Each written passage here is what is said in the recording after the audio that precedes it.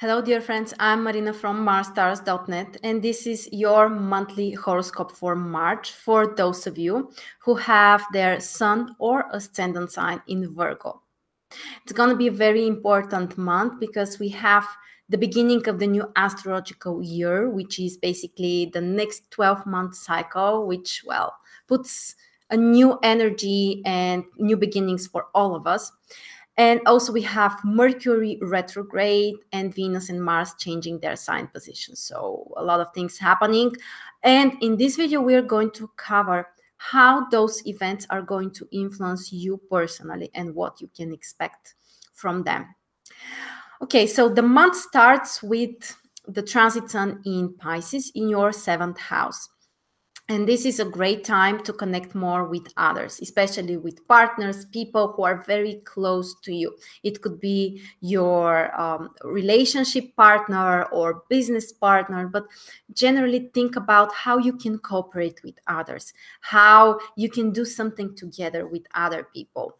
And for those of you who would like to have a new relationship, a new partnership, this can also be a very nice time when, well, you may enjoy more spending time with others, and in this way you can attract the new relationship and partnership which you would like to have. After the 20th of March, the transit sun enters Aries in your 8th house. That's basically the beginning of the new astrological year.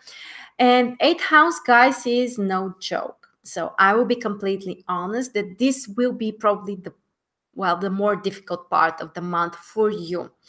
When the transit sun is in 8th house, usually you need to transform something. And in most of the cases, the transformations are challenging processes. And especially if you are not willing to make those changes, it becomes even more challenging. So my advice to you would be to think about what needs to be transformed in your life, especially when it comes to emotions, when it comes to, some things which are happening on a deep level. Think about those things and try to transform them in the best possible way.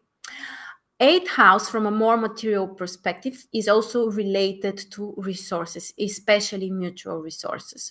So that can be actually a great time to attract finances or other support from people, from institutions like banks, or also to think about your insurances or those, financial stuff that you need to take care of. That's probably the most positive time when you can take those steps and take care of those things as well. Next, we have Mercury. Mercury enters Aries from the 6th of March, and your 8th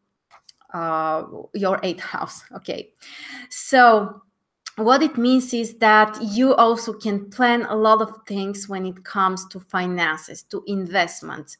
And if you have a partner, maybe you can sit together and plan together what you would like to do with your finances or how you can improve your financial situation. Also, this is a nice time for signing contracts with business partners, especially when it comes to some investments. But something to keep in mind is that from the 23rd of March, Mercury will be retrograde. So this is generally a time when you need to be extra careful when it comes to financial decisions, especially for investments.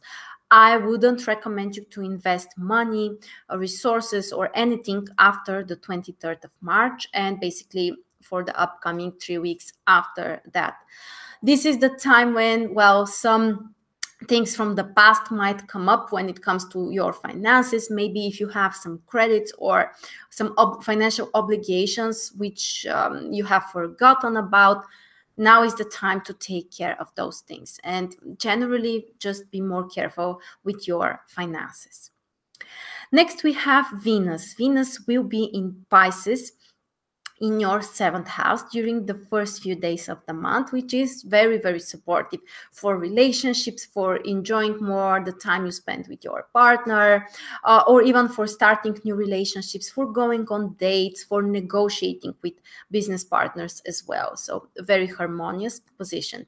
And after the 6th of March, Venus will enter Aries and your 8th house. And Venus, from a more material perspective, is also related to finances. So this transit also puts more attention on this area of your life. You can attract finances from others or resources or support, because Venus is related to comfort. Venus is not related to putting effort. So when Venus transits your 8th house, you can receive financial support without working really hard for that, without putting physical or extra efforts on those things. So this is the positive side. The challenging side is that Venus in 8th house can also bring very intense emotions. Sometimes you may not be able to control them, and sometimes they might be painful. So the best thing you can do is think about what needs to be transformed when it comes to relationships and partnerships and connections with other people. And just keep in mind that sometimes you may dramatize a little bit more than necessary the situation, and soon you will notice that all of those worries were not worth it, actually. Okay, and finally we have Mars. Mars will be in Sagittarius in your 4th house until the 17th of March. This puts a lot of attention on your work, on your home, on communication with family members, and you have to be careful with those stuff, because Mars is a planet which can bring confrontations. So be careful with family members, communication with relatives as well, because, well, things might, bring some anxiety and you might be more impatient. It's a nice time if you would like to repair something, to fix something, something that requires physical efforts in order to be fixed. That's something positive. And after the 17th of March, Mars will enter your 5th house. Mars will enter Capricorn. That's a very supportive transit, because both of those signs, Virgo and Capricorn, are earth signs, meaning that the energy is flowing in a harmonious, supportive way. And Mars in 5th house can make you motivated to follow your passions, to follow your dreams, to take some risks when necessary. Also, for those who would like to have more interesting emotional and romantic life, Mars can definitely bring you the passion you need and the interesting and dynamic events in terms of this area of your life. 5th house is also related to children, so that's another thing you need to be careful. Sometimes it may indicate that you may confront more with your children, or you might be more impatient when it comes to doing something together with your children. So that's the thing you need to be careful.